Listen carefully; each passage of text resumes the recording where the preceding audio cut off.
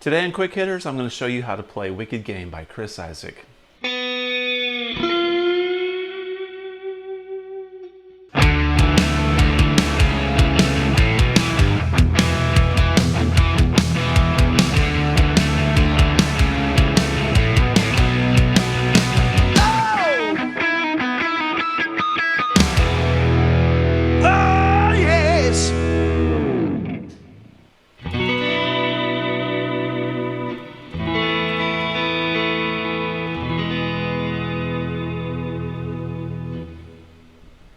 Hey everybody, welcome back. Today in Quick Hitters, we're going to take a look at Wicked Game by Chris Isaak. This is a beautiful song and is considered to be one of the best modern day love songs of all time. And in part, it's due to this great guitar part and also the lyrics and Chris Isaak's wonderful vocal performance. So this song was written by Chris Isaak. It was released in July of 1989. And it was featured in a movie called Wild at Heart, which came out in 1990. It wasn't until 1991 that it became a top hit in the United States. It became a top 10 hit. It hit number 6 on Billboard. It was number 1 in Belgium and top 10 in other countries. So this was a very big successful hit for Chris Isaak. And a lot of people don't realize it, but he had about 3 or 4 records prior to this, and James Calvin Wilsey was his guitar player in the Silvertone band, I believe is what they were called, and contributed a lot to his sound. This part was played on a 1962 American Vintage reissue Stratocaster, and if you all are familiar with the MTV years, which I'm sure most of us are on this channel, the video featured a beautiful model. Her name was Helena Christensen. She's Danish, so she's from Denmark. So there's your musical trivia regarding Wicked Game. Let's take a look at what this song is comprised of. It's pretty much three chords all the way through the entire song. To get this Wicked Game tone, I'm playing on an American Professional 2 Stratocaster. I'm using my neck pickup. I've got a lot of reverb set. I've got my reverb set at a hall verb at 50%. In Pro Tools, I've got a stereo delay set at about 425 on one side and around 750 on the other. I've got it set really low in the mix, probably around 5-6%, so you can just hear a little bit of that delay. I've got some compression going just to grab the note and make the note feel really nice and crisp and make it stand out in the mix. Playing through a Fractal X8 through a double verb setting, so basically a Fender amp with the effects and Pro Tools. So this song is comprised of 3 chords. It's a B minor chord, then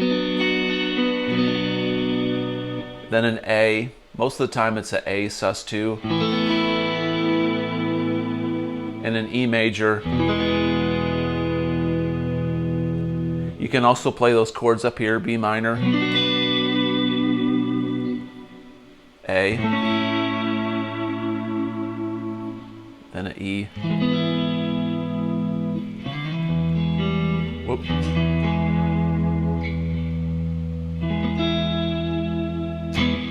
Strats really sound nice when you play different chord voicings up the neck, especially if you're just doing major thirds like on this E chord up here. This is a song where less is more. And what I mean by that is it's very sparse, and with the reverb and the effects and the way that you approach the guitar and the way that you pick it really makes it speak. It gives it that intimate sound, and that's what really makes this song come to life off the page. Okay, so the song starts off with an iconic lick, which sounds like this.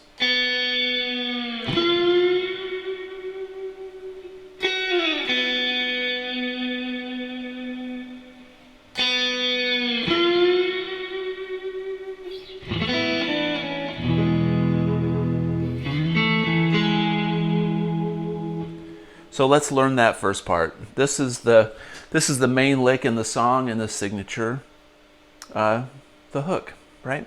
So we're taking a B string, open B. What I do when I play this B is a lot of times I'll place my thumb over the neck and I'll hold the high E string with my ring finger. So when I pick this B, there's not a chance of any of these other strings ringing. You just don't want to. I mean, you can hit it without doing that, but I think over the years I've learned to mute my strings and be very careful to not let anything else ring out, because when you're playing live and if you're playing at louder volumes, you just want it to be as clean as possible. And in a studio setting, you don't want any extraneous noise. So I'm going to hit this high B, or this open B string, and I'm going to dive down on the whammy bar,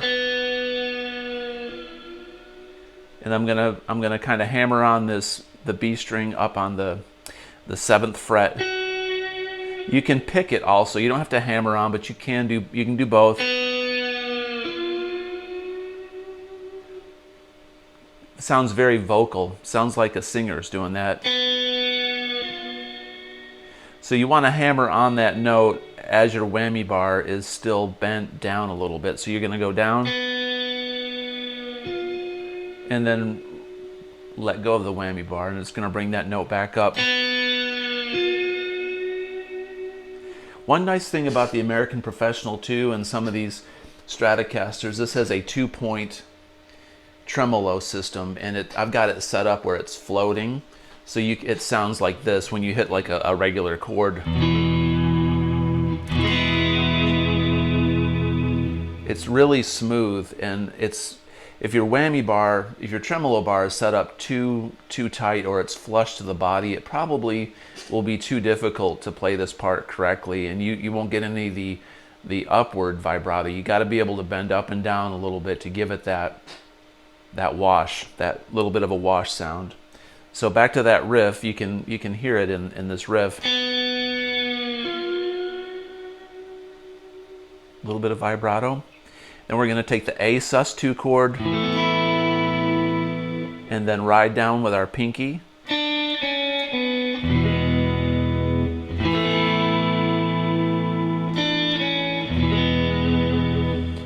That's one of the main things you got to learn about this song. So before he does that riff, he also goes, I forgot to show you that part. So he goes in the beginning, and then we're going to hit the 7th fret on the B string, slide down, and then pick the note again. And then we're going to do that opening riff again. And that's when we go A sus2.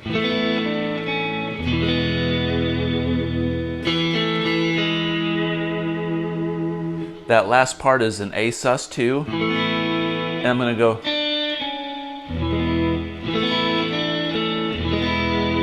You got to learn how to keep these chord voicings and the chords ringing as you're playing that melody. So you're not going to go.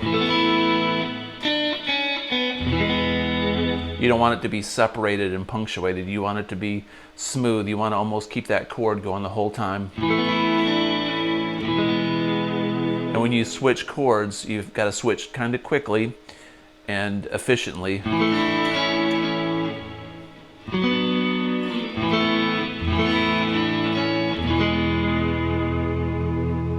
And then I go.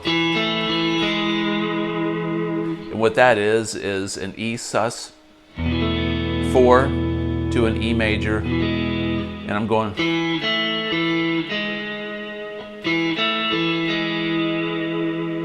And that vibrato, that pretty vibrato we're talking about. You can have the low E on there. So from the beginning, I'm going to play this riff slowly.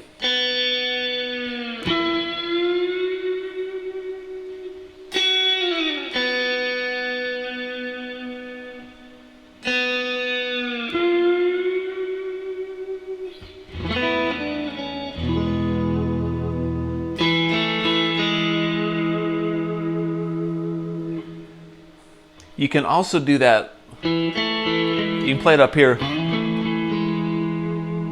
So you can go.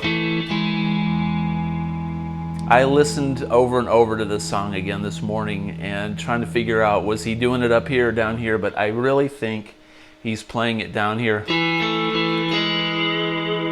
because the strings are a lot snappier down at the nut, and it makes that reverb stand out more. But it sure does sound sweet up here. It's got kind of that Hendrixy.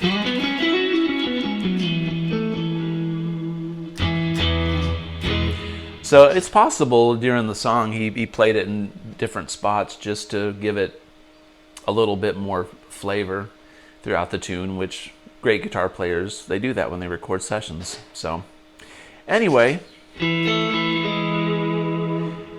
then it goes into the next part, which is essentially the same chord pattern. It's a B minor,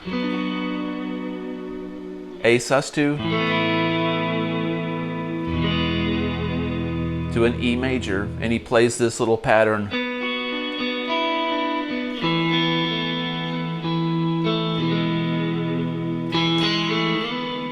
So what I'm doing there is I'm going B minor.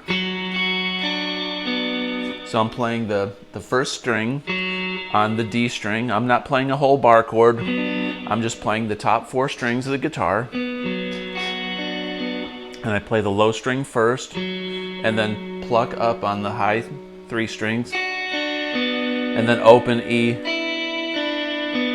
and pluck back up again. And it has a triplet feel in there, triplet.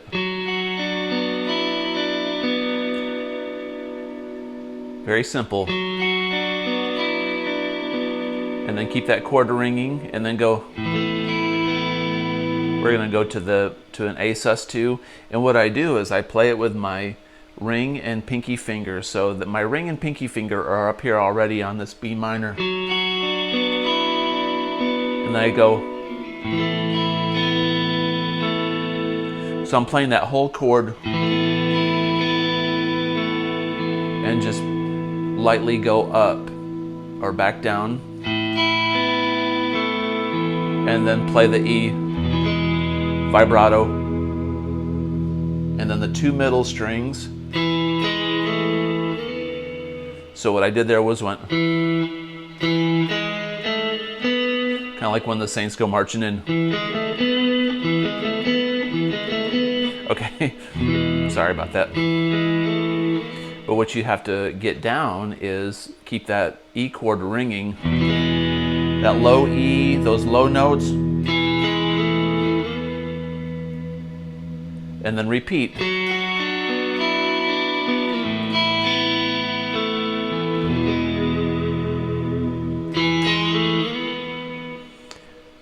And the last part is during the verses, he's playing B minor, A. But what he does is he scoops these chords, and to me it sounds like he's playing the bar chords up here. So he goes, then A,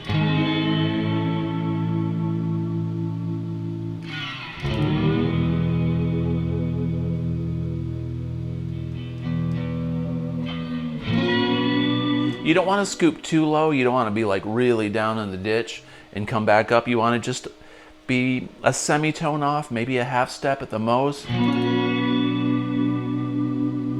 it really works great with the reverb. Here's where that floating tremolo really comes in handy, because you're doing that light vibrato, which brings the pitch lower and higher than the actual tone that you're going, the actual pitch that you're targeting. Much like a voice, it gives it a lot of quality to it that's pleasing to the ear. You just don't want to bang out these chords. You know, it's this kind of stuff, this rockabilly, Americana, rock and roll, 50s, 60s stuff played a lot off the effect and the atmosphere. Sometimes not even playing the full chord, sometimes just the middle voicings, and then the high string.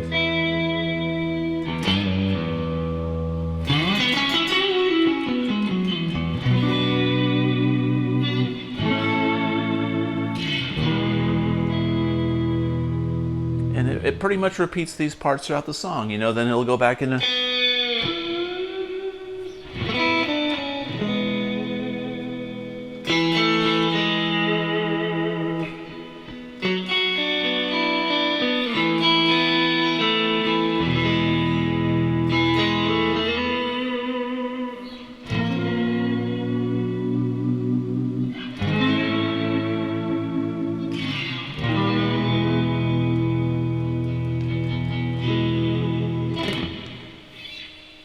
All right, so there you go. Wicked Game by Chris Isaak. I hope this lesson was fun, informative, and it taught you something new.